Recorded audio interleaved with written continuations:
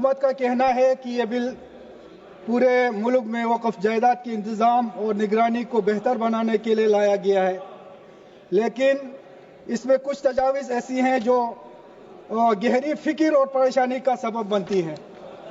ये तजावीज़ सिर्फ मुस्लिम बरादरी की मजहबी और तहजीबी वरासत को मुतासिर नहीं करेंगी, बल्कि आईनी हुकूक और मजहबी आज़ादी पर भी सवाल उठाती है।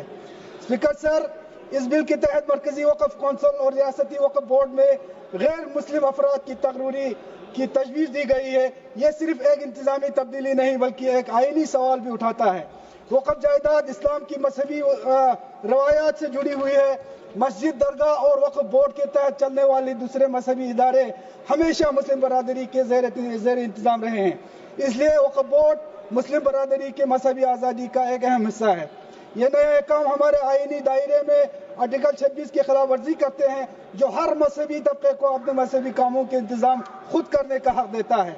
अगर गैर मुस्लिम अफराद को वक़्फ़ बोर्ड में शामिल किया गया तो ये मुस्लिम बरादरी के मजहबी हुकूक में सीधी मुदाखलत होगी। सर, आज यहाँ पे 2 मेंबर ने जिक्र किया, मैं भी ये जिक्र करना चाहता हूँ। बुद्ध गया में जो महाबोधि टेम्पल है, आज बुद्धिस्ट बरादरी के पूरे देश में उनके जो मजहबी पेशवा है, उनके मांग से आज पिछले कई महीनों से हड़ताल पे है, एहतजाज कर रहा है, क्योंकि मसला यही है कि उस जो महाबोधि टेम्पल है वो एक कमेटी के थ्रू चलता है। उस कमेटी में गैर बुद्धिस्ट मेंबर भी उसमें है। उस वजह से वो लोग जो है अपने मजहब के हिसाब से वहाँ काम नहीं कर पा रहा है, इसलिए पूरे देश के बुद्धिस्ट जो है आज एहतजाज पे है। और यही मसला आने वाले दिनों में अगर ये वक्फ बोर्ड में गैर मुस्लिम लोगों को अगर रखा जाएगा तो ये मसला जो है इसमें अभी आने वाला है।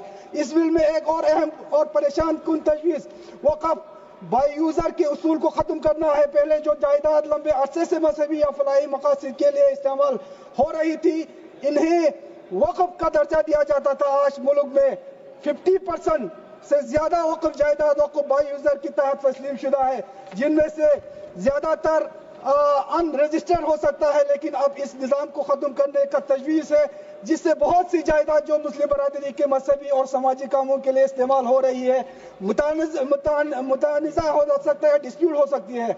जो जायदाद 100 साल 200 साल या इससे भी ज्यादा अरसे से मजहबी कामों के लिए इस्तेमाल हो रही है, अब वो कहाँ से रजिस्ट्रेशन करवाएंगे? सर, इस बिल के तहत अपने ही जायदाद को वक्फ करने के लिए जो 5 साल की मजहबी इबादत लाजमी करार दी गई है, क्या ये आइन के आर्टिकल 25 के खिलाफ वर्जी नहीं है, जो कि हर शख्स को मजहबी आज़ादी का बुनियादी हक देता है?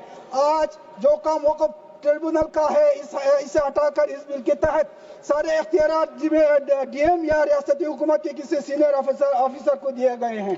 सर, वक़्फ़ में इस्लाहात करने के बजाय हुकूमत इसे मुकम्मल तौर पर ख़त्म करना चाहती है। वक़्फ़ एक मजहबी और फलाही इदारा है जिसका इंतजाम सिर्फ मुस्लिम बरादरी के हाथ में रहना चाहिए। वक़्फ़ जायदाद का बेहतरीन इंतजाम और हिफाजत जरूरी है ताकि मजहबी और तहजीबी विरासत महफूज रहे। सर, इसलिए मैं आज इस बिल के खिलाफ खड़ा हूँ।